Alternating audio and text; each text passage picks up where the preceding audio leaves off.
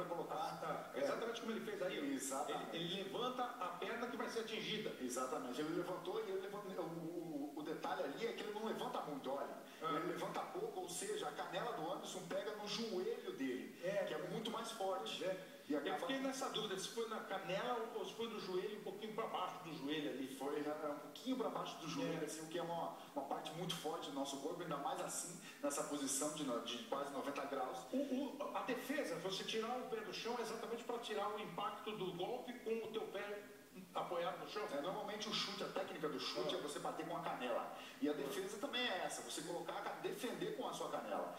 E ali acabou que pegou um pouquinho acima, olha. Pegou um pouco no joelho e acaba que é uma região muito forte e aí quebrou. E por o Anderson saber decidir um chute muito bem, tendo o taekwondo, tendo o muay thai aí na sua carreira toda, acaba que o chute vai muito forte e acaba que resultou nisso.